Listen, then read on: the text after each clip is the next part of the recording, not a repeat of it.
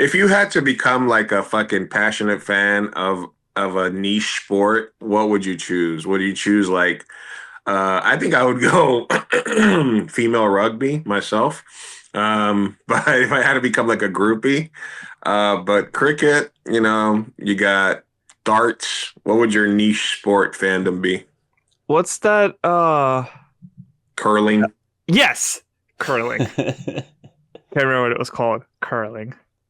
I can't say I've ever I've never watched cricket. I know I was interested the one time that Zoo was keeping us up to date on, like, I think it was a championship that was happening at like 4 a.m, like our time. Yeah, because so my family had something. I guess it was like a pick pool for it, but I didn't watch or keep up with it. So it's like we got these daily emails, and I kind of kept up with the points just because I was getting the email, so I was curious. But the reason I was so invested was because the uncle that made it didn't think before making it an acronym, so I was getting emails from the KKK every morning. So I was just like, I'm sorry, what's going on? Just open it up every time. So just the engagement off of that kind of made me pay attention a little more that year. But other than that, like, I kind of keep up with the India-Pakistan games because that's like one of the biggest games in the world every year. But yeah, that's it. Welcome, Jay. We're just talking. We're doing our warm-up coverage, talking about the KKK and naturally and curling, which Luis asked, like, the KKK, or is it like what niche sport would you be a fan of? Like, if you just had to be like a diehard fan. Yeah, a diehard fan. Like, you had to like pick up and be able to like answer for fucking your team. I mean, I think like whenever you're talking about like the Winter Olympics and stuff, and some of those like really obscure Winter Olympic sports or Olympic sports, like that could be a fun one, like curling a few years ago, like you guys said. But just like the bobsledding stuff's hilarious, like how specific it is and how the sleds are like so intricately designed. Like I feel like you could have a deep knowledge about bobsleds somewhere. Jamaica, it's got a bobsled team. Very famously. You said. Luis brought up darts too. Is pickleball niche now? No, it's not niche anymore. Because I would have said I'm going rugby, man. Rugby. Rugby's good. Female rugby is fucking insane.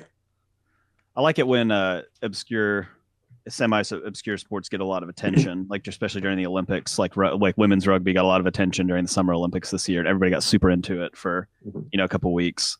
That's fun. Is flag football niche?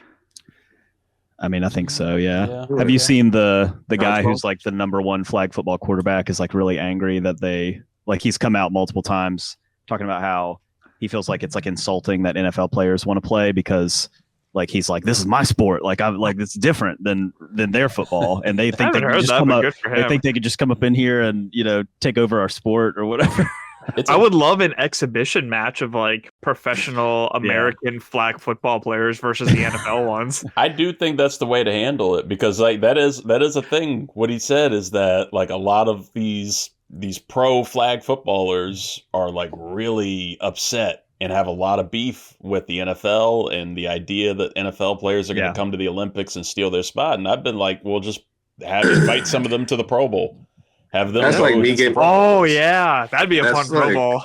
But that's like me getting mad that I didn't get Coach of the Year because I went undefeated in my Madden season. Like that's. I was 18-0. What are you talking about? How did I not win Coach of the Year? I took the Jets to the fucking Super Bowl in Madden. I'm the fucking Coach of the Year. Yeah, let's have you and Josh Allen do a throw off, for flag football, and he'll throw to Tyreek Hill or whatever, and you can throw to whoever the best flag football player is. I've seen it like I don't know. Jamar Chase. I don't know if you guys watched any of it during the last Summer Olympics. Like we had our dream team of NBA players, handling 5-on-5 basketball. But then I would turn on and I'd see like 3-on-3 basketball. I was like, oh, let me check this out. We're getting our asses kicked. Oh yeah, it's a different sport. Yeah, we're being led by not good at it. 39-year-old Jimmer Fredette, who I didn't know still existed near a basketball, handling these things. No. Let the pro guys handle this. No. No. Yeah, I can't wait to see like an attorney from Ukraine line up against Justin Jefferson or whatever in flag football in the Olympics in 2028 or whenever that is. See his ACL literally shoot out across the field.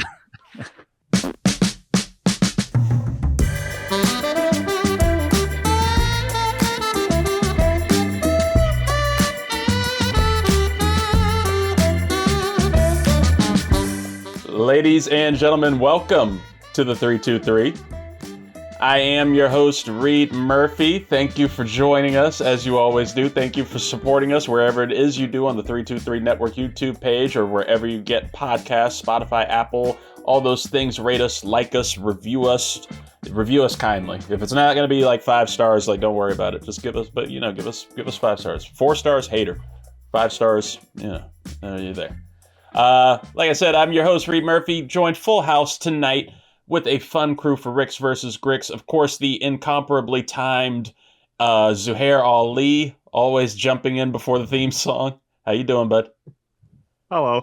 We have the Big Chief Burrito himself, took a week off from fantasy burritos because there's nothing going on in the fantasy realm, but he's still here. Luis Martinez.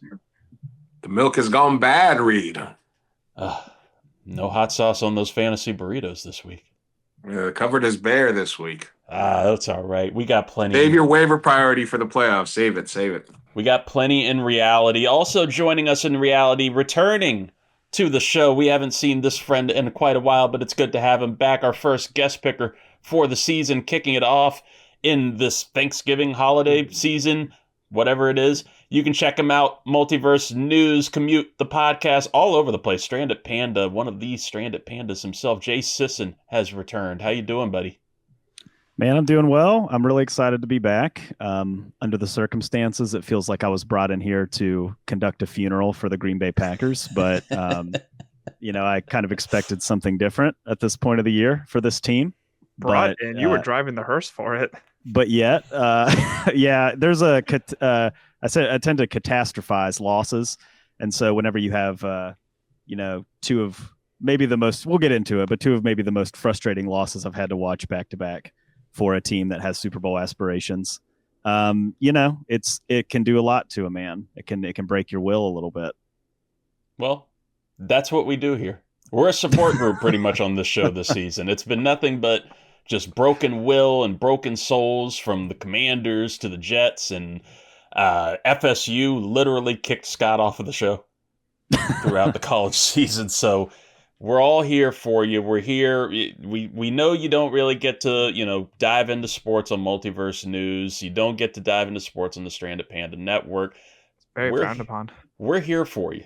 That's where this is the refugee camp of sports takes. And I want to start out with the Packers here because, like you said, catastrophe is one word. Hearing it on Tuesday morning and hearing like the instant thoughts from these, on ESPN radio, Fox Sports radio, everything, people talking about that Monday night game that lost to the Eagles 10-7 was just people asking about Matt LaFleur's job, asking about Jordan Love being the answer or if he's mature enough right now to handle being a franchise quarterback. Like, it's this wild stuff that was being talked about with the Packers. And the biggest thing that I kept hearing that I could agree with was inconsistency, right? Where you have a team that can, hang on with, the big dogs like the Eagles for the most part and these other teams that they're tackling. But then when it comes to a team like the Panthers or the Browns, where things just get wonky. So as a Packers fan, somebody who's, our senior Packers insider, what have you been seeing with the team this year? And like, what are your thoughts? What are your feelings going forward? Yeah, I think the narratives around the team have gone a little far. I think like there was a sky is falling down sort of narrative kind of on Monday or on Tuesday, I guess, which made sense. I mean, it was a really ugly performance on offense, particularly. And so, you walk away with, all right, well, you're paying your quarterback $55 million. You've got this great running back. You've got this like great wide receiver room. You're paying this head coach to be like this offensive guru, and it's kind of known around the league as being an offensive guru. So why is it not coming together? And I think there's a lot of problems with the team. I think regardless of the issues, I think you're in at least a commitment to the current structure for this season, 26 and 27, just based on the way that they have Love's contract laid out, Micah Parsons' contract laid out, the guys that you have under contract right now. Like it would be shocking to me to move off of Matt LaFleur, and I'll get into him in a minute, but like it would be shocking for me to see a franchise which typically moves kind of like a battleship to not or to pull the trigger on that so suddenly and to move off of LaFleur. I think the issues on offense can a lot of the there's been a lot of finger pointing, right? There's finger pointing at Love, there's finger pointing at LaFleur. I think one of the big fingers that needs pointed the most is the offensive line play, which has been so bad this year. And people who are around the team, like reporters and beat writers, they've kind of been raising this alarm all off season. Like, all right, you've got a tackle who's really good in Tom, but then like you've got Morgan, who should be a left tackle, but he's at right guard for some reason and he's not good at it. You've got Jenkins at center, who shouldn't be at center, and he doesn't even want to be there and sat out camp because he doesn't want to be there. You've got left guard Aaron Banks, who you paid a gigabag to, and he's so bad. Like he's been so bad. And then you got Walker, who's just like the average of average tackles. And LaFleur is obsessed. He's like pathologically obsessed with running the ball and then doing play action. Like that is his life. Like he if he can't run the ball and throw the ball deep, it's like error 404 not found. Like his brain deletes itself. And so they can't do that without telling me you're on the Shanahan tree. Right. It's like they can't do that because the offensive line can't run block. So it's like you can't get Jacobs going. And then you back up to try to throw deep. Well, then the pass blocking's not working either. So there's nobody open downfield. There's not enough time to get downfield. So the defenses are like, well, we'll just too high shell this all day. And like, we'll never drop that safety down because we'll never need to. And it's just like, it's not working. And it just feels like you're punching yourself, in the face over. It feels like you're watching a team carrying a fridge down the field. Like that's what it feels like. They live on 3rd and 6, like 3rd and 6 all day. Like that is their life. They camp out on 3rd and 6 constantly. Like I was looking at stats on Jacobs before we got on here. He's got a little over 600 rushing yards this year total. Okay. Do you know how many of those yards came before contact? All right. 96. Okay. Like he's getting demolished as soon as he touches the ball. And it's like he makes magic happen, but you can't make that much magic happen. So I think this is a long-winded way of saying, I think a lot of the struggles on offense here are really amplified by the lack of good offensive line play.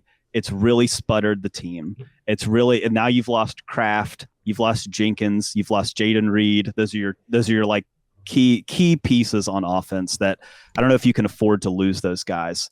And it's only going to get. This offseason is going to be rough. You're going to lose. Free agency coming up. Ton of guys from this team are going to be free agents. Quay Walker, Romeo Dobbs, Rasheed Walker, Sean Ryan, who's your starting center now. A lot of guys. So it feels bleak. I'm going to be honest, in Packer land, but it's just the state of things right now. We're in a valley, I would say, after Monday because of just the ineptitude on offense. It's frustrating. It's the youngest team in the league because they've been building so much from the draft the last 3-4 years too, right?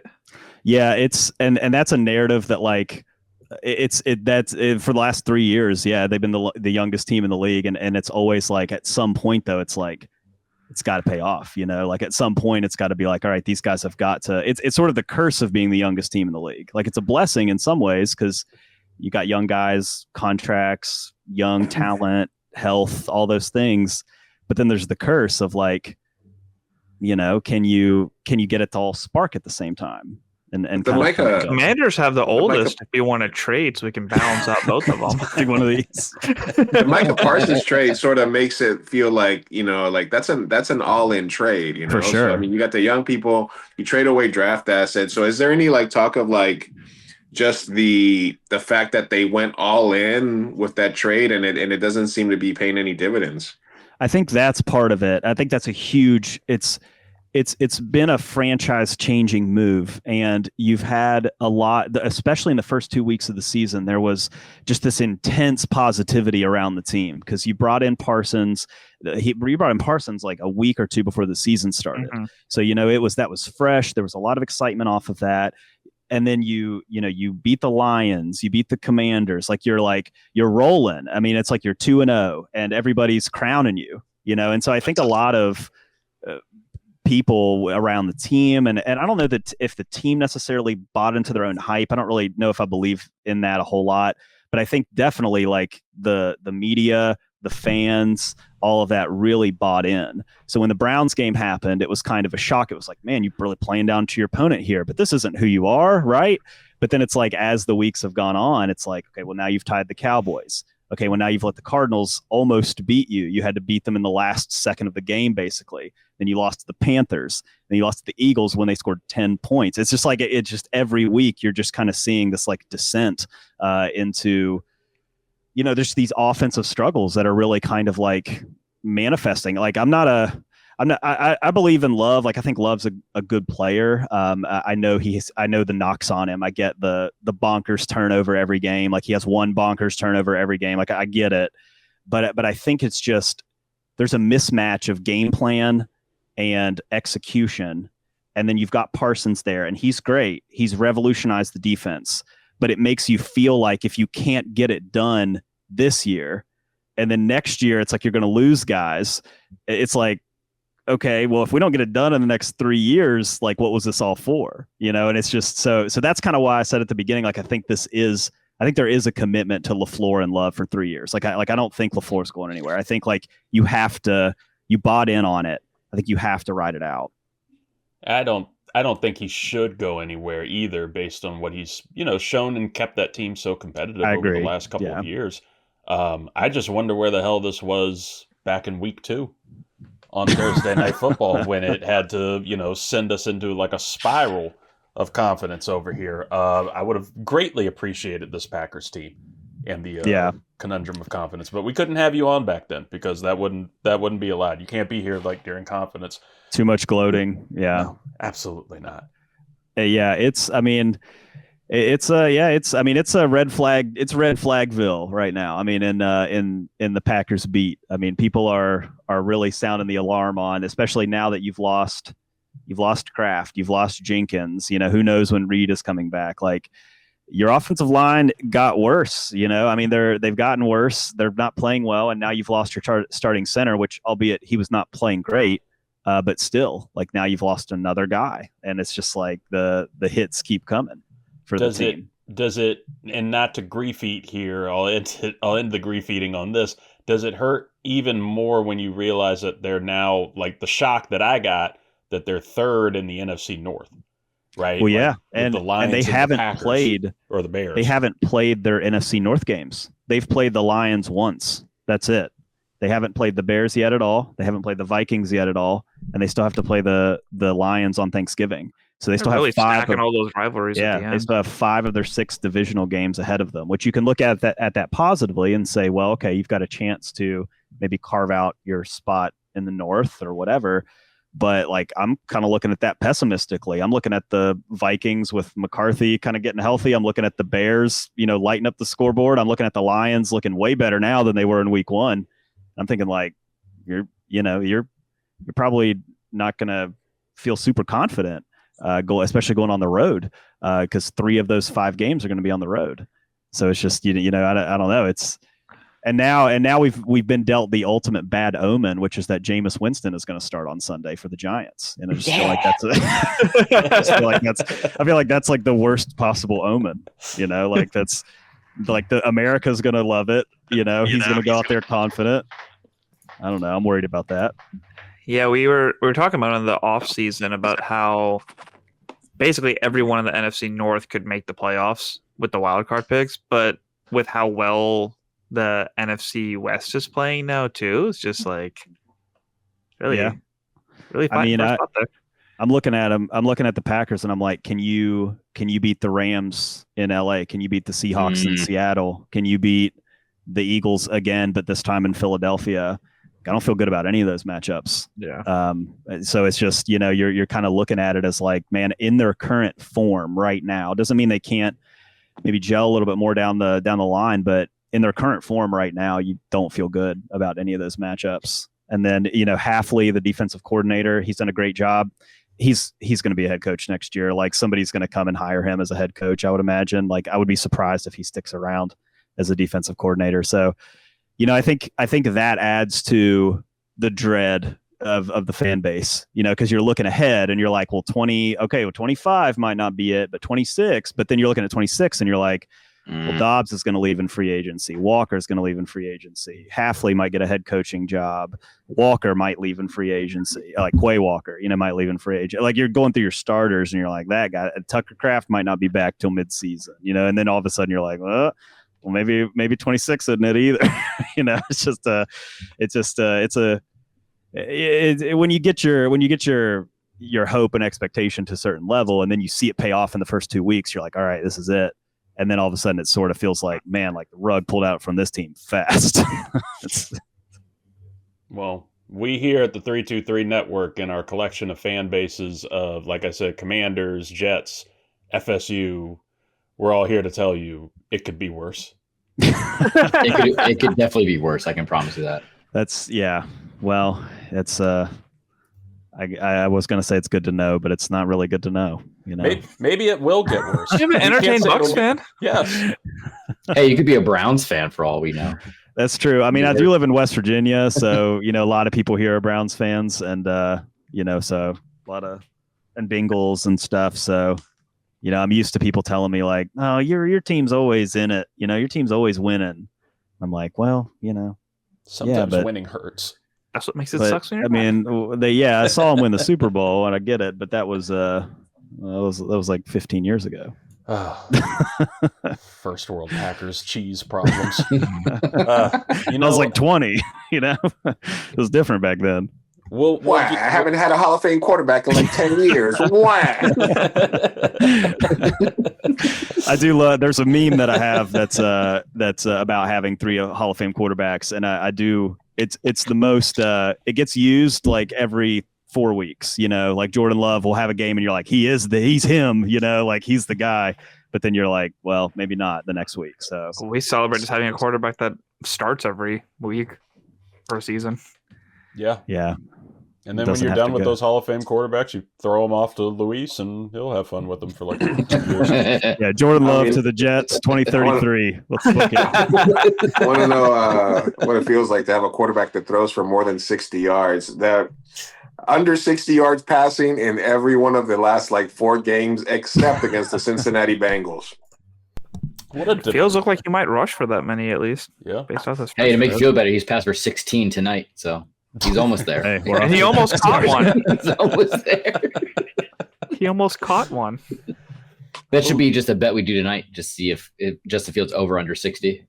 See if he can hit 60 by the time we're done recording. I'm taking the under. Maybe God. all purpose over 60, but if it's just passing, take the under. Well, look, just to get out of the depression of our depressing fan bases. We will keep it with Jay here in a special top 5 because he hasn't been on here in forever. He hasn't gotten to get these these takes out. And at that, if he needs help forming his top 5 list of, sports takes that he can't get out, we have somebody else who has returned to the show. Literally, you talked about Jameis Winston being summoned. It literally summoned Scott Ellia back to the show. We welcome him back with his own theme music. Ooh. Yes, you warranted your own music because we haven't seen you in so long. It's been a busy time over here. Grab, you got stuff. Is this the remix? It is the remix. Return of the Whack? You'll hear it. Whack. Whack.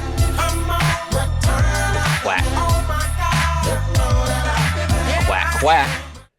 He's back, and he has takes to give along with Jay here, but we're going to get to Jay Sisson's top 5 sports takes that are pent up on the Stranded Panda Network.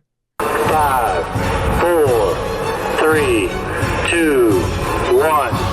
This is the 323's Top 5. Oh, shit. Here we go again. That's right. All shit. Here we go again. We have Jay's top 5 sports takes that are pent up on his other network, on Stranded Panda. And Jay, if you don't know or you don't remember, we start at the bottom from 5 and go on our way up. So what is your number 5 sports take that you've had pent up? Nothing but bottoms here, man. Yeah, it's actively, as Zoo mentioned it at the top, it's actively frowned upon to kind of talk about sports on Stranded Panda shows, and so I'm always wanting to get out and talk about sports, but a lot of times it lands on deaf ears. So I'm glad to be in good company, and yeah, so I try to go through like what are 5 thoughts that I have about sports, number 5. A lot of times kind of in jest, if my team's losing, not just Marshall not just the Packers, but Marshall and some of the other teams that I follow, I've always kind of said like jokingly, like, well, the other, it's cheating. It's rigged anyway. It's rigged anyway. And you kind of walk away thinking that it's a joke. But now after this year, and it adds to tonight, this seems to not be a joke. We have the NBA cheating scandal has come out, but just a couple of hours ago, we got news of a new cheating scandal involving the NCAA and athletes, and again, the mafia, as you would imagine. So, maybe it is all rigged, and none of this matters anyway at the end of the day. That is a helpful reminder. Everybody go to the 323 network and see our interview that we did regarding the NCAA scandals and cheating. We told you about it a year ago. Well, you broke the news because it's like in between watching our games where people are obviously being found out for cheating with the mob. Now it's like also log into DraftKings, like ads for DraftKings. So we're just having it all here in the sports world. So yeah, number 5, cheating and rigging the game seems to be just the norm, I guess, in some way. Very fair. Number 4. Number 4, is this the year that we can finally give MVP to a running back? And specifically the running back is Jonathan Taylor. And I know the answer. I want the answer to be something, but I know what the answer really is. I'm looking at Jonathan Taylor. I'm looking at his stats. I'm looking at the unreal season that he's having. And I'm thinking like, on one hand, I'm thinking, man, like if it's going to happen, it's got to be now. But then I think about last year, and I think about Saquon Barkley last year and the year that he had, and not even, man, like kind of being in the conversation a little bit, but kind of not really. I still feel like at the end of the day, we were kind of splitting the quarterback hairs. We were talking about Lamar. We were talking about Josh Allen. We were talking about those guys. And so I'm looking at the MVP race. I'm thinking about, okay, if it's not Taylor, I'm thinking about, is it Stafford? Is it Daniel Jones? Is it, are we just going to do the Mahomes thing again? I mean, what are we doing with MVP? So what are y'all's thoughts? I mean, MVP running back possibility chances? Like, where are we at on this? Can you imagine if Daniel Jones got it over Jonathan Taylor? Oh, the outrage. The outrage. MVP is going to Baker Mayfield. I don't care what you guys say. Wait a minute. Still to Baker. Okay, let's do our votes right here. We will vote on MVP right now. Zoo, who's your vote for MVP? Daniel Jones. Okay, for the chaos. Jay? for the game. At this moment, it's Darnold for me. At this moment, I'm splitting hairs between him and Stafford, but I think it's Darnold at this moment. I do really love your case for a running back for MVP, followed by voting for Darnold. Scott, who is your vote for MVP? Listen, I had to pivot. Listen, I like the Darnold shout, especially with everything he's been able to do in Seattle. But I can't not be a homer. I have nothing to live for right now in my college football world, so I have nothing but the Tampa Bay Buccaneers. So give me Baker Mayfield, dude. Can the slightly smaller by the day Chief Burrito hear me? Does he have a vote for MVP? If he does not, it will immediately go to Justin Fields. Sounds like it's Justin Fields. It's Justin Fields. No, it's going to Adonai Mitchell. Adonai. He's going to turn it around. Garrett Wilson, who? I think my vote goes to. I just have to stick with, my stubbornness here of the, my slight Rams fanboying, in the preseason. I'm sticking with Matt Stafford right now and just this mastery of the game that he's got right now. But Jonathan Taylor has been awesome. That's a good number 4. Back issues. His numbers are wild, right now at this point of the season. Who knows if he can sustain it for the rest of the games, but he's on a heater right now for sure. Yeah. Okay. Number 3? Number 3, when it comes to sports, don't out on jerseys. Don't buy jerseys. We saw the trade deadline come and pass last week. Jets fans, had to watch as Sauce Gardner and Quentin Williams. Probably, if you own a Jets jersey from a player that's currently rostered, those are probably pretty likely that it's one of those two guys. Luis. Spent $120 on that, and now it's just kind of useless. We saw, guys like Saquon Barkley walk in free agency. We've seen guys like Rodgers have these little stints where it's kind of like he's the guy. We've seen like the Darnolds kind of come and go. Like, don't buy a jersey. It's too cyclical. These guys aren't sticking around, and a custom one with your name. The second custom one, I don't know. I mean, maybe, I guess, but then you're comparing. I mean, you're talking about the price tag versus what you're getting there. I mean, I don't know. I'm out on jerseys. Don't buy jerseys anymore. Good. Talking about the price tag. China's got pretty good price tags. If you want like a nice, you can Temu it. China. Got a great 323 Murphy Nats jersey. Love it. High quality. Good stuff from China. I have a Norfolk Tides one that just says "Zoo" on the back. Does everybody have a worse jersey? Does anybody have like a jersey that is just like incredibly obsolete? No. I have Heineke, Alex Smith, Logan Thomas. Oh my god. Santana Moss isn't a bad one. No, that's a This good hold one. up. Yeah, this hold up. I have Rodgers, Sean Taylor, Packers, but I mean, past that, I don't think I'm touching jerseys anymore. No, I mean, I was never one into jerseys at all. I think the last, what would have been the last jersey that I have had? a Brian Robinson one. That was a gift, but I have one. Yeah. I think the last jersey that I owned was like in 3rd grade of Junior Seau when he was with the Chargers. That was the last one that I ever owned. That's a pretty valuable jersey, though, at that point. Oh, it's long gone. Okay, never mind. It's valuable to somebody. I have, I think, the legacy players, for us, Santana Moss, Sean Taylor, those ones will always be good.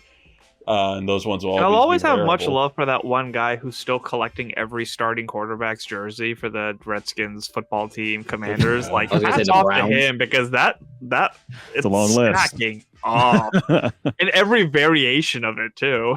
Worst one I have is probably Jordan Reed. Most random one I probably have is You bought that for the name. Don't lie. I have a Kurt Warner St. Louis Rams jersey. Don't know why. I just have it. for the culture. For the culture. The first time I tried out DHgate, I had Alex Ovechkin put on a Commanders jersey. That's not bad. I think the customized might have just solved my whole thing because I've been wanting to get the new Commanders Super Bowl era jersey, but I've wanted a defensive player. And originally I was like, it's either going to be Bobby Wagner, who's kind of fallen off this year, or Deron Payne, who's now just punching people. See, a few years ago, if I would have bought a Packers jersey, it would have for sure been Jones or Adams. Yeah. And, neither of those guys have different jerseys on now. That would have been very frustrating. Or like Alexander or somebody. You get Adam one after he retires. That's true. But then it's legacy one. When's that going to happen? At this rate, never. Good. Number two? Number 2 is I am a fan of the Marshall Thundering Herd. I went to college there. I still go to games there. I still live in Huntington, West Virginia. I really hate the transfer portal so much because the Marshall As you team, should. the Marshall lost 75 players in the portal. Oh my God! Oh, we talked We about won it. the Sun Belt. Okay, won the Sun Belt. It was amazing. Like we were like, oh my gosh, we're so good. Like we had like a quarterback, we had like the receiver, all this type of stuff. The coach was never going to come back. Totally fine. That was going to happen no matter what. Okay, whatever.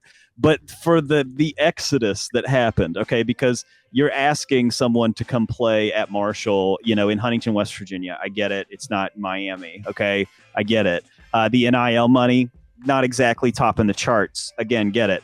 So what ends up happening is back in the day, this team could recruit people. And they did it pretty well. Like they would bring guys in. You go further back, you talk about Pennington and Moss and people like that. Like you bring in the guys. We had a quarterback years ago, Rakeem Cato, who was like, had a great season. Like there's been guys, right, that they've brought in, that they've recruited. But now what ends up happening is Marshall football is almost exclusively rejects from big power programs that have either been kicked off the team or they're like fourth or fifth string at Georgia or something. And so they end up coming to Marshall to play for 1 year and then they go somewhere else. So now what sucks is when I'm watching Marshall games, it's like, wow, that player, that receiver, that running back, he's so good. He's doing great. Oh, he's a sophomore. Oh no, we're going to lose him next year. It's just that's the life now. It's just we got tape. Bye. You get a yearly team. You get to enjoy the vibe for 1 year, and then it is going to inevitably have to tear itself to the studs every single year, just based on where the program is. So it's very frustrating. So it's just fun all over the football realm for that fandom. Number one, Jay Sisson. Number one. I actually got to rant on this a little bit on Multiverse News the week before last. Quidditch? Number one, no, Quidditch is a whole other conversation about how stupid Quidditch is. We can have that conversation if you want to go down a rabbit hole. But number one is games are really hard to watch, and it's only going to get more annoying as time goes on. I have been affected by the YouTube TV / Disney beef. And it's very frustrating. And so as somebody who pays for YouTube TV, who pays for ESPN Plus, who pays for Disney Plus, who pays for NFL Sunday Ticket, the fact that I had to pay an extra $5 on Monday to get a day pass for Sling TV makes me very angry. And so as we look forward to the future, though, the NFL streaming kind of like their contract is up, and I believe 2033 is when that's coming. So we've still got a few years. But man, when we hit that date and we start hitting these streaming services, it is going to get so much worse because Apple's going to grab a couple, Amazon Prime's going to grab a few, Netflix is going to grab a few. Everybody's going to get a piece of their pie. Well, yeah, and I mean now it's already spread out. Netflix has got the Christmas games. Apple doesn't, but Peacock's probably going to have another playoff exclusive game. YouTube TV's in their beef with ESPN. Who knows if that ever gets resolved about ESPN and Monday Night Football. So it is a mess. I think the sports world, I think this has been the breaking point for the sports world. I think the sports world has always been frustrated with the amount of money that you have to pay to watch games now. But Hey, don't forget about NFL Slime Time, man. Nickelodeon. Don't forget Nickelodeon games. But I think like it's kind of touched a new nerve. Like I think people are finally to that point where they're like, I can't watch this Monday game because of this YouTube TV thing. And I think it's finally become a conversation, but the conversation will get worse. It's going to get worse. Like as we get to that point where the NFL is going to look at, well, other streaming services, Apple, Peacock. What if Paramount wants a few? What if Apple wants a few? What if, like you're going to be paying for every streaming service to watch the NFL in the next, 5 years or whatever. Cough, cough. NFLwebcast.com. Cough, cough. Be a pirate, mate. Piracy. What you want because a pirate is free. A pirate. You made me this way. I didn't want to be this way. Mike, adding on to that for me was that Monumental Sports, which does Wizards and Capitals, decided right before the season started was that they couldn't negotiate with YouTube TV or Hulu Live. So it's like the only reason I get YouTube TV is to watch football and Capitals hockey. As soon as playoff hockey's over, I cancel it. But I guess I'm just canceling it a lot earlier now. because I'm not paying an extra $20 a month for another app that is the Wizards, which is not worth paying for on its own.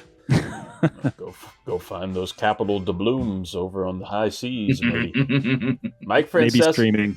Maybe streaming wasn't the answer. Maybe cable was the answer all along. Mike Francesa tried to tell us when he was trying to find Peacock on his TV. He had it best, man.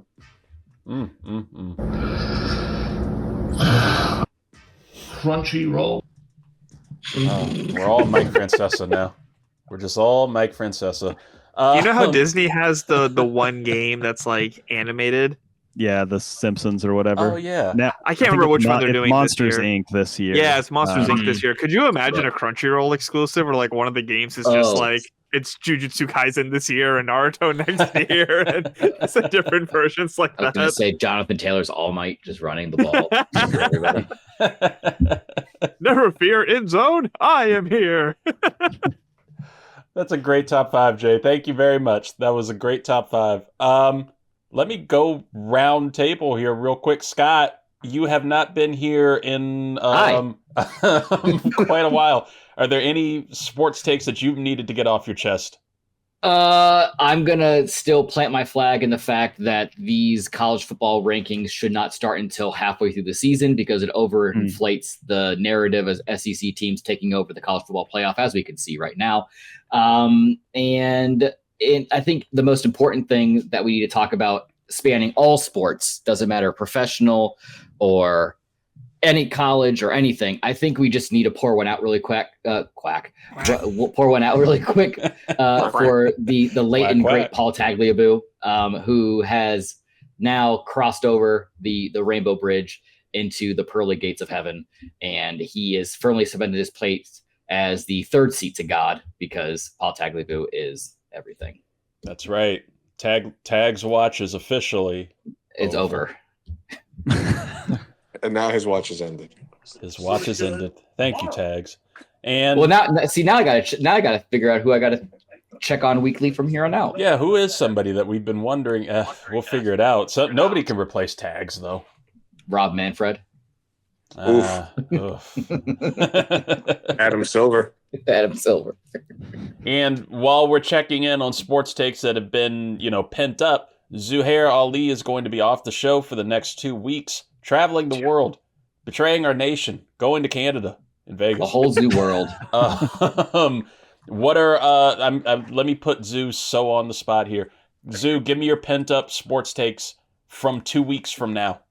What are your takes that you're predicting over these next 2 weeks? What are the takes that I'm predicting? The Eagles are going to win another ridiculous game off of offsides. Just something's going to win them a game, and the Commanders are going to have an injury on the bye week. Oh, okay. That's bleak. That's so bleak. Getting off the plane. Yeah, somebody just going back from Madrid and just tripping off the stairs. All right. I like it. Right. All right, we're gonna get into the Week 11 picks. What? I don't get to do a hot take, motherfucker. Yeah. Well, okay, that's hell, right. Reed? I'm sorry. What the fuck? Look, racism. What do you have, Luis? Well, now I don't want to tell you. It cooled off now. Put it behind the paywall. Put it behind the paywall. Go to Patreon. Go to Patreon. By the way, you voted for Justin Fields for MVP, just so you know, or Adonai Mitchell. Sorry. Listen, I'm gonna give you some. Adonai Mitchell. He just made a completion when you said that those yards are going up. MVP. Yo, listen, my pent up thought is that these leagues need to stop with the fucking woe is me and like we're worried about the integrity of the fucking game. When you're partnering with companies, these, let me say it without coughing. These sports leagues need to stop fucking being like, woe is me. We're so worried about the integrity of the game when they're partnered with companies where you can bet on whether the first pitch a reliever throws in a game is a ball or a strike. You can't sit there and every fucking pregame have Charles Barkley, have everybody say, this is my sports bet for the day. I'm going to take the over and this and that. Bet all your money on fucking less than 7 rebounds by fucking, whoever the fuck, right? These motherfuckers can make money on whether the first ball is under or over 90 miles per hour when a reliever comes into the game. That is the most ridiculous, like, over fucking doing greediness I've ever fucking heard in my life. And these leagues are complicit because they're partnered with ESPN Bet, Price Picks, Underdog, all these places.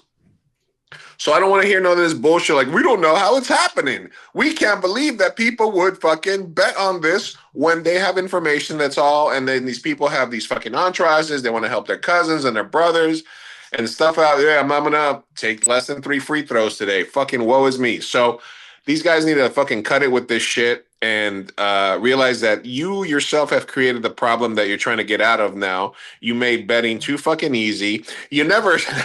You were so worried about whether you could or couldn't. You never stopped to think whether you should, you know?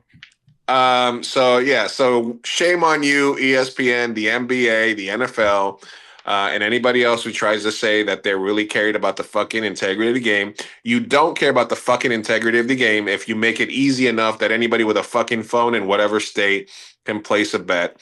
And you can't say that if it's so easy to fucking game the system that you have to train AI to look for fucking funny bets. So that's it. All that, and I still can't bet for a tush push.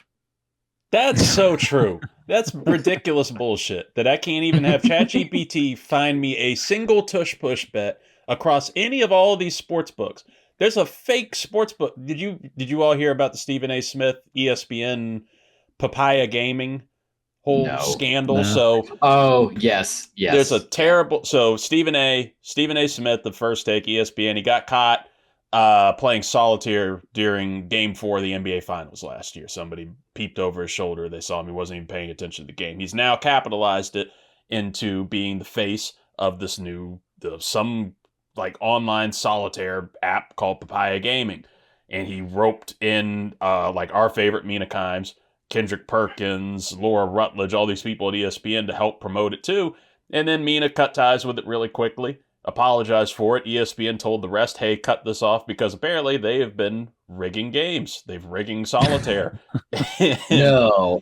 You couldn't tell by the very shitty, obvious commercial where Stephen A. couldn't even be bothered to do the rest of the commercial. They had to use AI for the rest of his body throughout the commercial. Terrible situation there, and they don't even let him do it. And with all of that shitty of an app can't even get a tush push bet from them. I can't get a tush push bet from them, and we don't even get contacted to represent the obviously rigged sports book. We would do that. We don't need Stephen A. to do it. We could do it easy. Zoo's going out of the country just to hide from the feds on that. Everything that Kash Patel's already took from this show.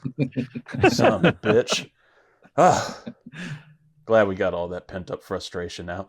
It's time for our Ricks versus Gricks, people. Week 11 in the NFL. Reed's picks versus Griffin's pick. The Grick is here, but gone for 2 weeks, so we're going to see who takes his place through this. See if he can hold his throne. Let's get it in. Time. Space. Referee decision-making. These are all just some of the mysterious, uncontrollable strands of life that make up the massive universe that we call home, and the comfort food for the soul that we call sports. As most people journey through it with no idea where to go or what to do, a select few will help you navigate the terror, frustration, and endless possibilities of making a 50-50 choice. This is Ricks versus Gricks. That's pause when you said let's get it in. That's correct. Scott, you'd be happy to know that pause button has barely been touched while you've been gone. Oh shit. Forgot he still has. Yeah, I was gonna say I've been gone for so long. This whole interface looks completely different. I'm liking it. Now it's just on a loop. Yeah, I turn the loop track off. We've got a fun week of games, honestly. There's some really good matchups, so couldn't be a better time for you to be here, Jay, to get into the chaos and potentially join the curse. We've cursed several teams this year. We brought it back by all picking at the same time. We'll see how it goes. Last week, I'm back, folks. I'm back. I ditched Logic, and then I came back to Logic, and then I followed Zoo on picks, and then I got rid of following Zoo on picks, and then I went back to following him on picks, and that led me to a 5-1 week last week to lead the week.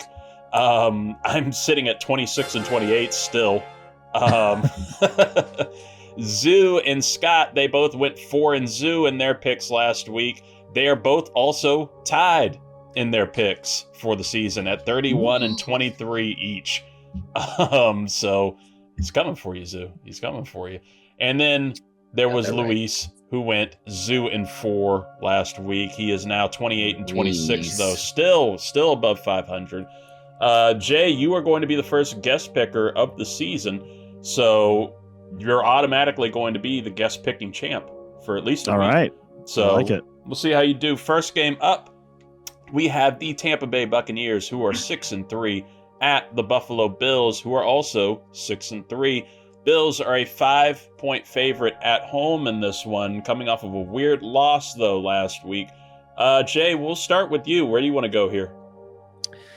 Yeah, I mean, I think it's going to be a close game. I think, both teams are going to be right in the mix down the stretch. If we're talking about at home, the Bills tend to bounce back pretty good after a weird loss. We kind of saw that with, what they did to the Panthers, for example. I know the Panthers aren't the Bucs, but still that idea of like, they seem to be a team that doesn't really get on losing streaks. They kind of bounce back. So I'm going to go ahead and take the Bills on this one.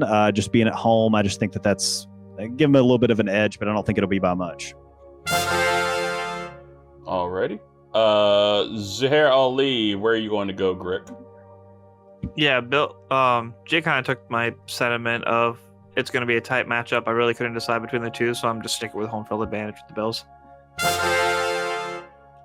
Luis Martinez. We're talking Bucks versus Bills? Bucks versus Bills. The F. Scott Fitzgeralds? What versus what I do? Listen, man. Buffalo's defense fucking sucks, so I'm gonna go with Baker Mayfield on the road. You heard him. Fuck Scott. Yeah, I like that. Why is his first name Fuck? It's just what caught on. It's a family. It's a family name. It's a white thing. It's okay. It's even on his hat. It's true. Fuck Scott University. Fuck Scott University. I'll give it to us both. Scott, do I have to ask you, who are you taking? No, you don't. And this is where I know clearly where allegiance lies between you chuckleheads. Luis is my boy. Tampa Bay's getting healthier at some key spots, skill spots. They might get Bucky Irving back against a struggling run defense of the Bills. The Bills offense is just having a very large confidence crisis on offense with injuries mounting on defense. Give me the Bucks on the road. Heard him. Oh, my pizza rolls are cursed our Commanders 2 years in a row, so it's like good. You put this amongst yourself. Wait, no. Not 2 years in a row, because who was the only one that said that the Commanders were going to win the NFC East last year at the beginning of the season? No, you said they were going to win the division, and they never did. Me. Hey, I had more confidence in them last year than you guys did. You guys jumped on the bandwagon. And we were right. He's just lashing out, Zoo. Don't listen to him. For that, I'm going to take the Bills here.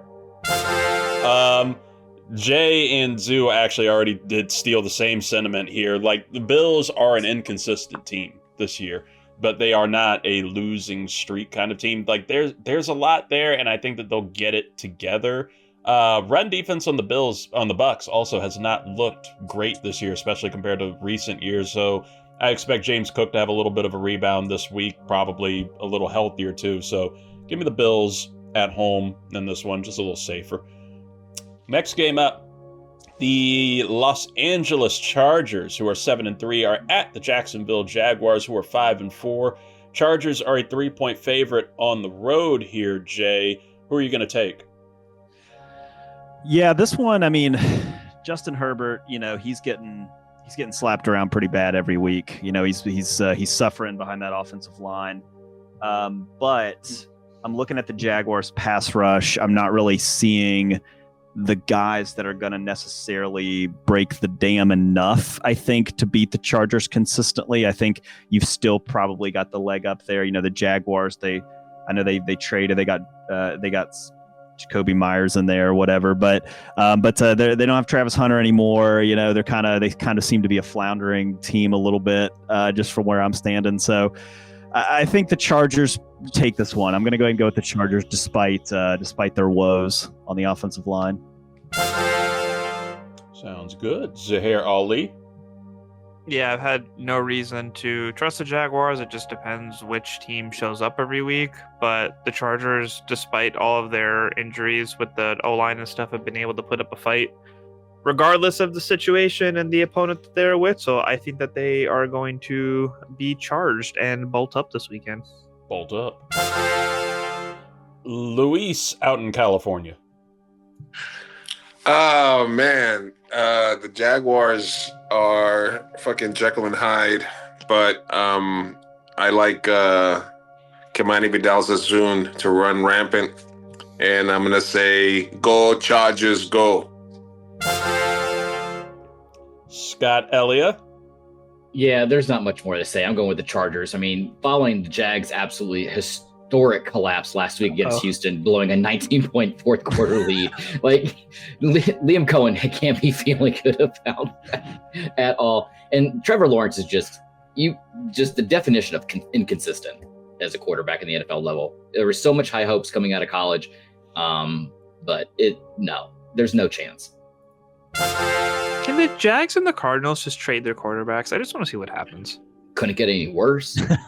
Honestly, yeah, it would be like the mid version of the Matt Stafford, Jared Goff trade. I haven't been able like, as bad as Justin Fields is, the thought of Kyler Murray in a Jets uniform scares the fucking bejesus out of me. Like, can we please just this feels like manifesting. Like, coming to a TV near you 2026.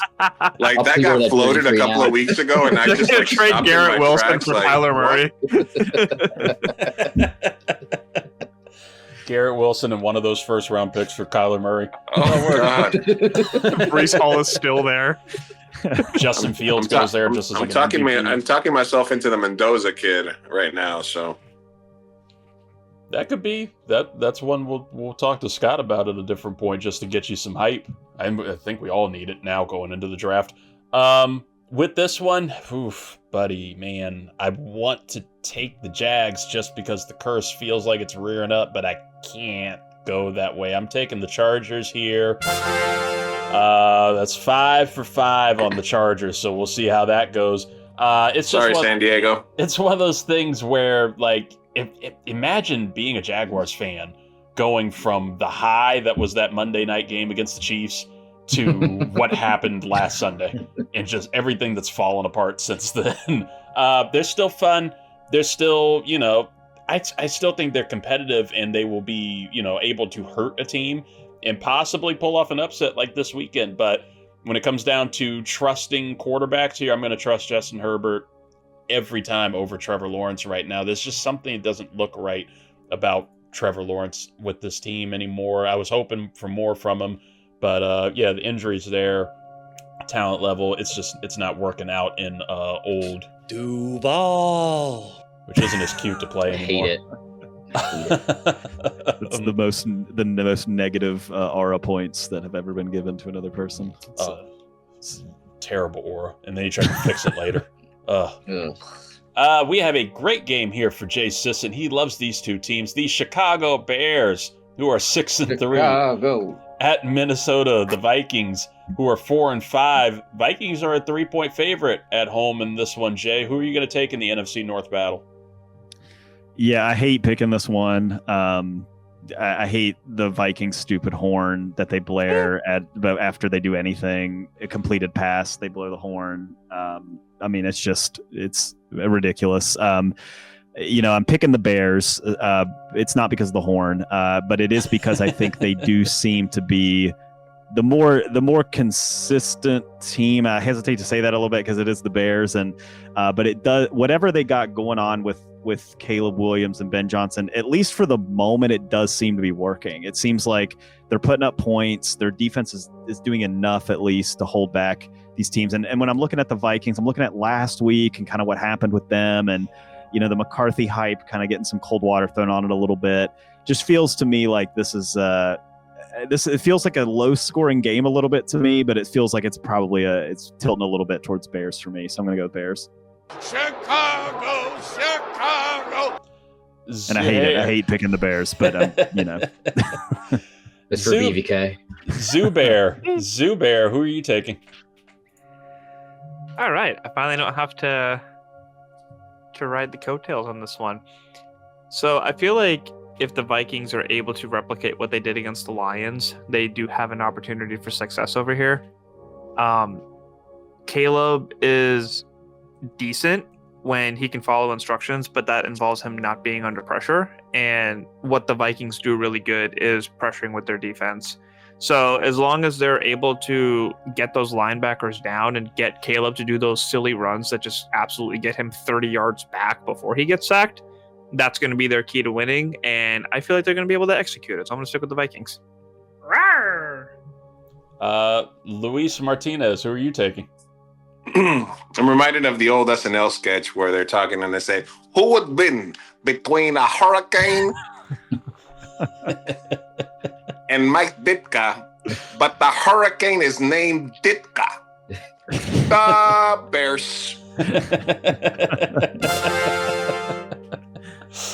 That works. Scott, who are you taking? Yeah, I'm going with the Bears. They have, as sad as it is to say, better quarterback play between Caleb Williams and JJ McCarthy. I mean, JJ McCarthy through 4 games has 7 turnovers right now. They got the more improved defense. The Vikings are just inconsistent on offense. They have penalty problems on both sides of the ball. Just give me the Bears. You read taking the over on JJ McCarthy interceptions for the Boutte pick this week. I've learned my lesson. This time. No more interception picks, Reed. Next week. Maybe I will. But this week, can't go that route. Because this week, I'm actually rolling with Zoo here. I'm taking the Minnesota Vikings in this one. Same way that we were talking about the Bills. It's an inconsistent team, Vikings are. And the thing is, you can tell that there's potential, there's strength with this team. The Bears, again, a team I don't trust. And especially during these picks, I've picked them. Can't trust them. They have been that team this year that turns on me. So I am going to roll with the Vikings in this one. Also because I believe in the Vikings defense.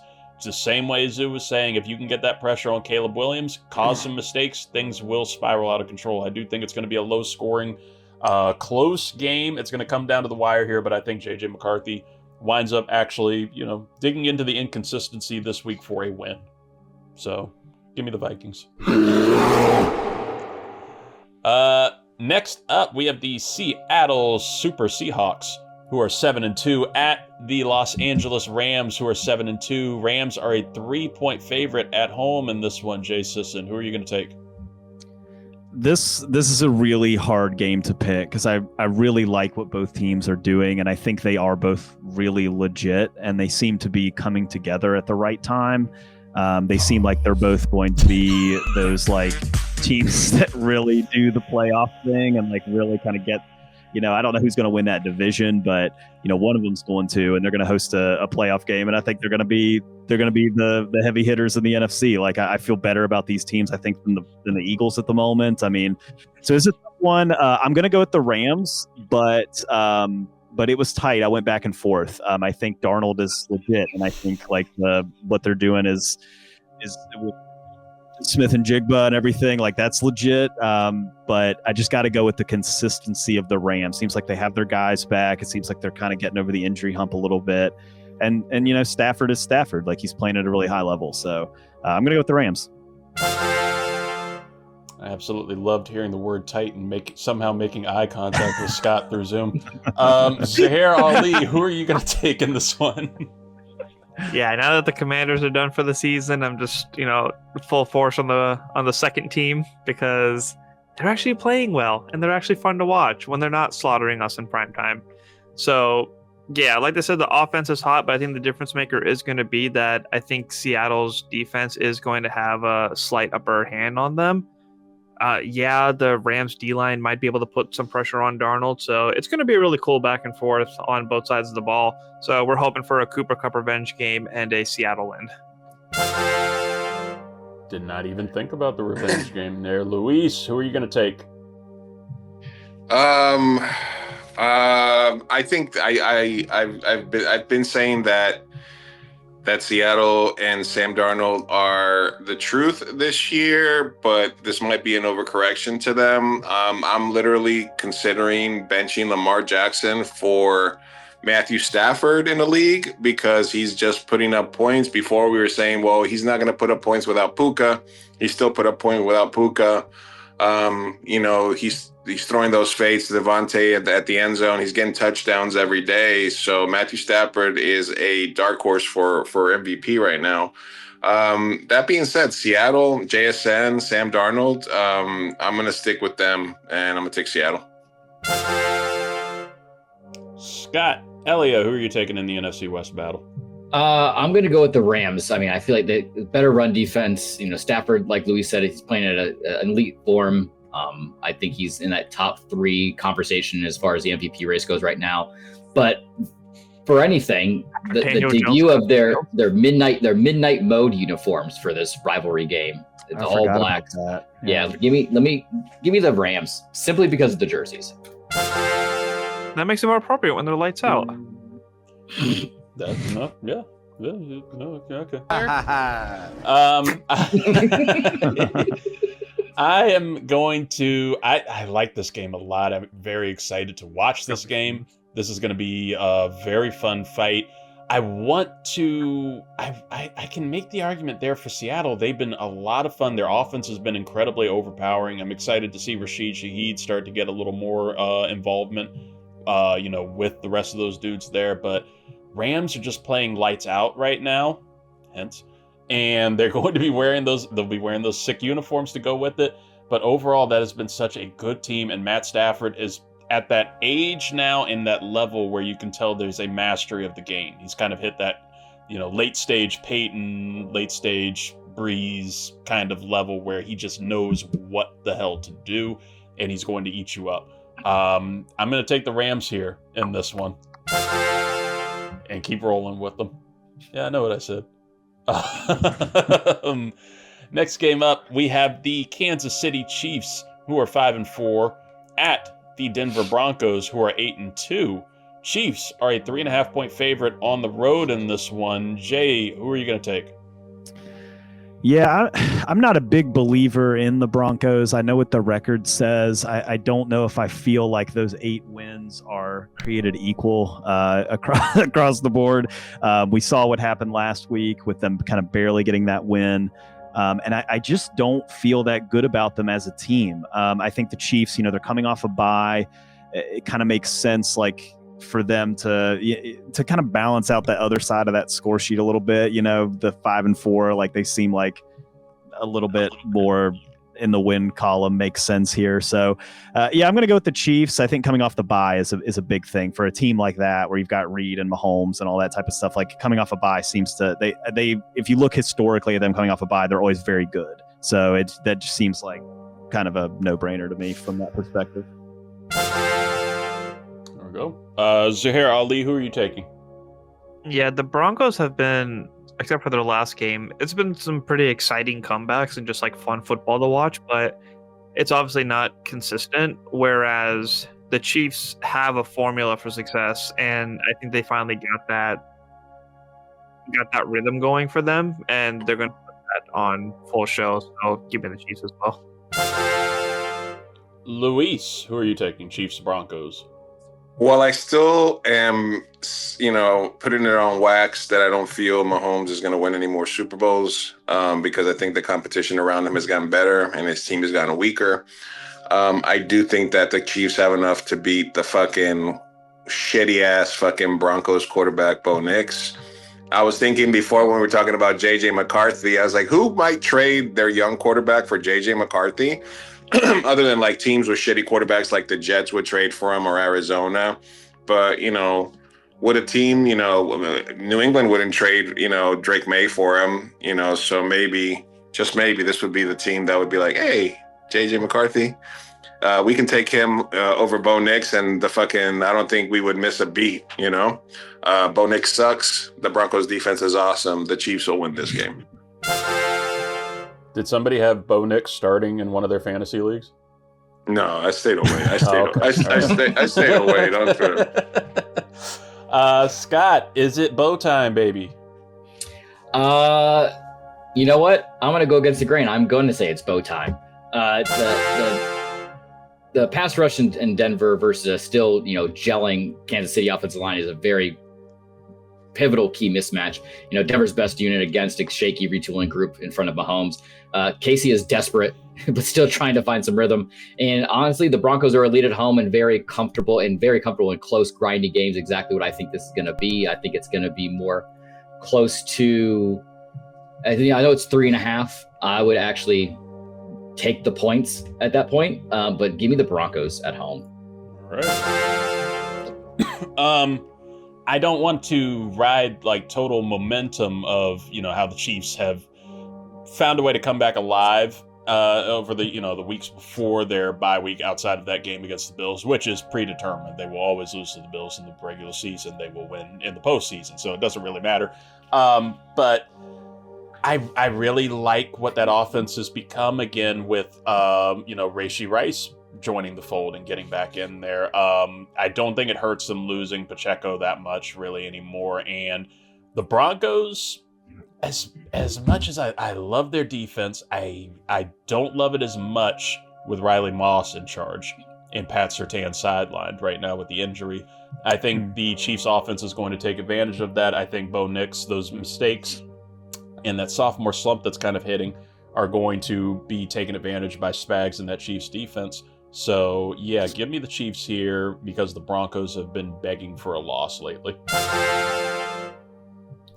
Final game up, we have an NFC powerhouse matchup here. We have the Detroit Lions, who are 6-2, at the Philadelphia Eagles, who are 7-2. Eagles are a 2.5-point favorite at home. Jay, who are you going to take? Yeah, I mean, we saw the Eagles struggle against the Packers to get going on offense. I know the defense for the Packers is a little bit, different than the defense for the Lions, but the Lions just strike me as a team that's really figuring it out right now. Like their offense seems to really be clicking. They're healthy. Their defense seems to be coming together. You got Dan Campbell calling plays now. That seems to be working, I guess. And I just think the Eagles kind of feel, I know they're coming off a win, but they feel like they're taking a step back a little bit. It feels like they're, you got the AJ Brown drama, you got all that stuff going on. Like they don't seem like they're not the healthiest team in the world right now either. Like they've got a few guys kind of out, and who knows with Lane Johnson and all that type of stuff, if that injury is going to linger that he sustained on Monday. So coming off a short week, I know they're at home, but I'm looking at a team that to me does not really seem to be playing at their best, playing against a team that does seem to be really rounding into form at the right time. So I'm going to go with the Lions. Dan Campbell says. Thank you.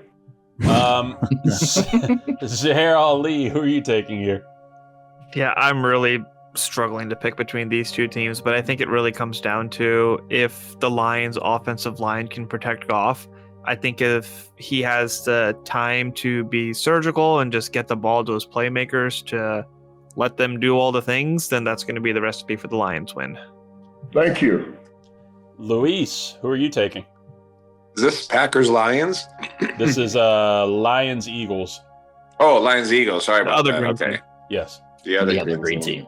And they're playing where? In Philly. Yes. In Zoo's tush. In Philly. Detroit at Philly. My goodness. It's the fucking deep dish versus the cheesesteak. And if I had to eat one right now, I'd go with the cheesesteak. So we're going to go with Philly. He's going to take Philly. Oh, Dan Campbell doesn't like that. No. Scott, who are you going to take here? I'm going to match Luis's energy right here. I couldn't give a fuck about this game, and I couldn't give a fuck more about the Eagles. I don't give them anything. Just give me the Lions. I refuse to pick the Eagles. It's okay. Thank you. This one has been, I'm with you guys on it, that has been incredibly tough to pick here. I don't want to discount the Eagles. Every time I pick against them, it seems like that's where they'll get their big win here. But like you said, things are just off kilter, and it's that time of year for them where it happens. Like it doesn't sway my belief in them in the postseason, right? But the offensive line injuries are starting to mount up a little bit for them. Saquon is still reeling from that 2,000-yard season. You can see it, you can feel it a little bit. AJ Brown drama, it's just the time of year. They'll figure it out. This might be the game where he winds up getting that 100+ yards, or he just gets no catches again, and everything goes to Dallas Goedert. I don't trust them, which is the overall feeling here. The Lions, with Dan Campbell calling plays now and taking that from their offensive coordinator, John Morton, it seems to have turned things up. So give me the Detroit Lions in this one. Thank you. Because, I honestly, I just need it from Amon-Ra St. Brown, and I hate the Eagles. So, fuck Philly, fuck. Those are our week 11 picks. You said same? Yeah, it's something that we can always. No, they got the same name as Scott. Oh. Hey. No. Yeah, that's the next thing we need. We need John McCann to say fuck Philly. I don't think it'll ever happen, but I think we can maybe coax it. Listen, we have enough audio on him, we can piece it together. You just get AI to AI is pretty amazing now. Yeah. Where's let's get Sora on it. That's our week 11 picks. Billy and Jason Derulo sucks. From there, watch your dirty mouth.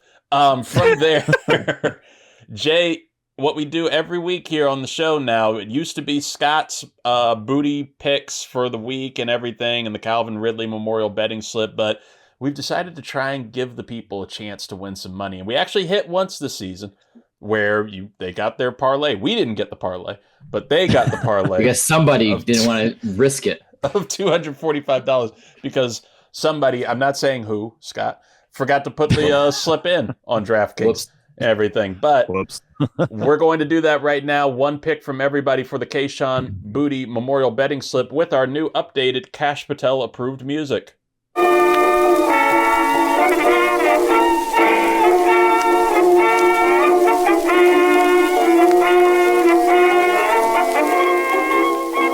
See, I knew that was happening, and it still got me. I know. I actually thought about this a few weeks ago because Keyshawn Boutte scored a touchdown, and I was like, all of a sudden in my head, I was like, the Memorial Betting Slip. It's just like it came to me again. He's been so good. He's been so good this year, I think. Overall, has he, Scott? He's been kind of your guy. Like you're the one in charge of protecting him. Well, I think I'm more or less taking the picks from him just for the culture at this point. He's been serviceable. Yeah, what's his stat line right now? Yeah, 23 receptions, 430 yards, 5 touchdowns. He's just fantasy world, he's just very touchdown relevant. Or he relies more on touchdowns to be relevant in fantasy football. Yeah. Well, that works. It works enough for us to have a segment. He's hitting as much as his 8,900 bets that he placed in between April of 2022 and May of 2023. So that's what you expect. Good for him. Who wants to kick it off? I think who actually connected on the. You know what? In fact, why do I ask you guys? You guys don't get the free agency on this. Jay is our guest, and Jay will get the first pick to throw into this parlay. So Jay, who do you want? What do you got, Jay? Yeah, what do you got, Jay? Yeah, so I felt like I needed to do a Packers themed one, coming in here to talk about the state of the franchise. And picking Josh Jacobs to score a touchdown is basically you basically can win like $1 on a $10 bet. I mean, he gets a touchdown every week. He scored in the last, however many games. But we're going to go with Josh Jacobs to score 2 touchdowns just to spice it up a little bit. Matt LaFleur is pathologically committed to the run, especially after last week. The ego's on full display. He wants to prove he can still run the ball. I can run my play action passes. Like, I'm going to do it. The Giants linebackers, they're down all their linebackers. I don't even know who's going to play linebacker for them. And you got Jameis Winston throwing, potential interceptions, potential short goal line situations. So give me Josh Jacobs 2 touchdowns. Okay. Utah, make it 2. Could you imagine Jameis Winston getting an interception as a linebacker? That should be how he ends his career. It's either that or with like a pick 6, like something. Travis something Hunter, who? Like that. Yeah, exactly. No. Luis Martinez, I'm going to take it to you because you called us chalk last week. You said we were all chalk with our picks. Jay has just capped it up. He's set it on fire already to start with the 2+ touchdowns on here. Who are you going to take in your booty pick? I'm gonna take something from the Reed book of booty picks. I'm gonna take our boy Jameis Winston. Jameis Winston, whatever the over is on interceptions, we're taking that. I actually like it. I like it. I appreciate it for the Jameis Winston interception. Well, now I'm curious. Now I got to look at the FanDuel line. It's got to be something on there. Yeah. Xavier McKinney's coming down. If it's 0.5, it's a steal. if it's 0.5, it's Boutte, baby. We can't lose. Zuhair Ali, what are you going to take here? All right. Well, this week we got 2 of the teams doing their rivalry uniforms, but one of them's playing right now. So in honor of the Rams wearing their midnight, we're going Matt Stafford over 225 passing yards. Hey. See, you and I are just breaking patterns here, where you're not taking, touchdowns for a quarterback anymore, and I'm not taking interceptions. Still stuck with the quarterback. Yeah, that's still with the quarterback, but we stay with it. Scott Ellia, what are you going to take in the booty picks this week? 2 things. On FanDuel, Jameis Winston to throw an interception against the Packers is -215 for a yes. So, oh my God. and secondly, is that what a cultural appropriation feels like by Zoo doing that voice? Well, you've missed out on it the last couple weeks, so we're now we've gotten past the racism, cultural appropriation, time. You haven't gotten canceled just yet? So, it's approved. Okay. No, this is the result of us getting canceled with the song we had before. That is true. We're now, we're You're just pivoting. I don't know if you saw it, but I said that this music made me feel like it needs like a sepia tone, and then the voice just came out, and the thing. Now we can do that in post-production. Just put the sepia filter over everybody. You did 2 weeks ago. He doesn't watch. He doesn't watch. He doesn't watch. It's okay. He hates. I don't go on YouTube. I watch that. No, I go on Spotify. Oh, that's right. Or Apple, or wherever you get podcasts. Anyways, back to my booty pick, the one that matters. Give me Zay Flowers over 59.5 receiving yards this week. He's only hit under that once this year, and that was a couple weeks ago against the Rams. But I mean, the Rams passing defense is drastically better than who they're going up against this week. So give me that. For me to cap it off here, Commanders, Miami Dolphins, they're going to Spain. They're in Madrid this week to face off in a battle of mid to show the international fans this is what it's all about. Marcus Mariota, Tua. It is a cool matchup, honestly. Marcus Mariota versus Tua. It would have been cool to, throw it to, do the game in Hawaii and everything. It would have been a huge turnout. It would have been fun. But instead, it'll be in Spain, and it's not going to be great for the Commanders' defense. Dolphins are feeling a little high from last week. I don't think it means that they're good, but I think it means they're good enough to beat the brakes off of us.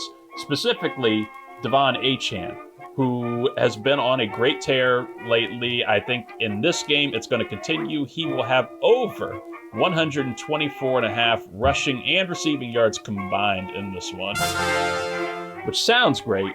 Probably pretty chalk, but it sounds good, and it sounds hot, and it gets the people going. And that's what you want. So lock that in, folks. You will make some good money, and for the first time in quite a while, I can actually tell you how much you'll make.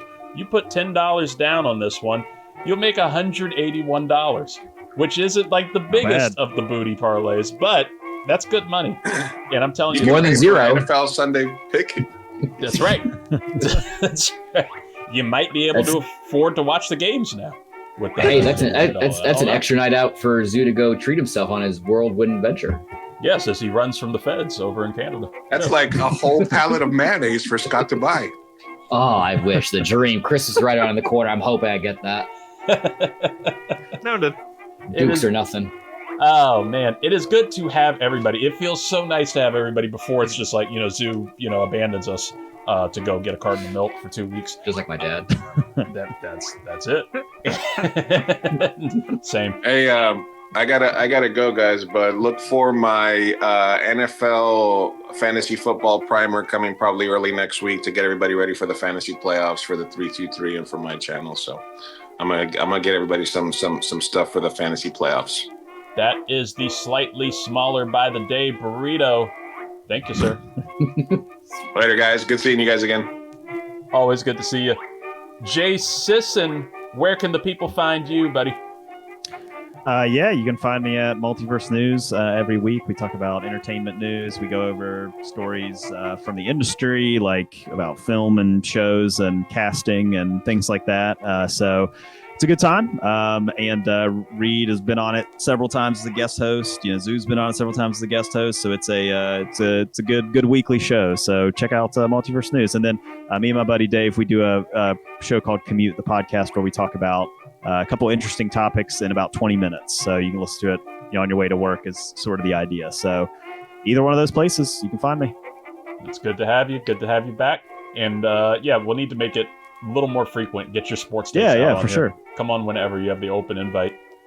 Zuhair Ali, we're going to miss you for the next 2 weeks, buddy. Where can the people find you and support you in the meantime?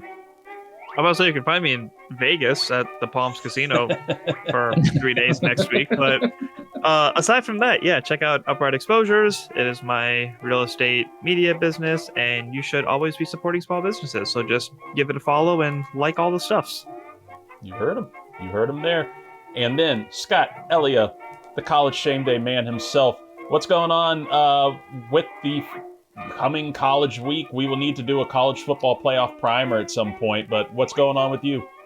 Yeah, I'm starting to finally get back into a more stable routine at 323 College Shame Day. Going to start posting a little bit more frequently here soon, especially with college football playoff around the corner. Some draft preview stuff, some Heisman Watch stuff. But there are a couple games that I'll be watching a close eye on this weekend. Starting off at 12 p.m., you got the number 2 Indiana Hoosiers battling against the Wisconsin Badgers. I mean, Indiana has an unbeaten 10-0 this year, home winning streak of 14, riding a Heisman level quarterback in Fernando Mendoza, who looks like he's going to be a first round, if not in the top 5 picks this year. And if that's not enough for you, 2:30, you got the number 4 Alabama Crimson Tide at number 11 Oklahoma. Revenge game without anyone calling it one. Alabama has won 8 straight, owns the nation's longest home streak at 17 games, and hasn't forgotten last year's 24-3 beatdown in Norman on the road. Then at 6:30, you got the number 5 Georgia Bulldogs and the number 10 Texas Longhorns facing off Arch Manning's long-anticipated appearance in Athens. Just not wearing red and black, as a lot of these Bulldog faithful were hoping that he was going to be. Texas rides a 4-game winning streak, and Georgia still controls its playoff path. But my game of the week this week, we haven't been able to do this a lot this week, Reed, but I feel like it was only necessary to call out this team simply for our guest picker, and that is the Marshall Thundering Herd playing Georgia State. 2 p.m. kickoff. One team scoring and defending is defending well, and that is Marshall. I mean, you got Georgia State. They're giving up over 450 yards a game and 40 points per game going into this. So I'm looking forward to seeing how well Del Rio Wilson performs against Georgia State. Let's go, Marshall. And that's a lot for me coming from an ODU grad in this Sun Belt against you guys, but I'll give Marshall their roses when I can. There we go. You got to love College Shame Day. We will be getting more updates, as we're getting closer to the playoff and more coaches getting fired, which is, again, the dream job. Fired college football head coach. We'll be talking about it all as we go forward into the season. Thank you guys for being here. Of course, follow me on the 323 Network YouTube page at 323Read, at 323REID on all social media, or patreon.com/323Read. In the meantime, like, rate, subscribe, support us, however it is that you do. We appreciate you guys always. In the meantime, folks, stay safe. We will talk to you next week.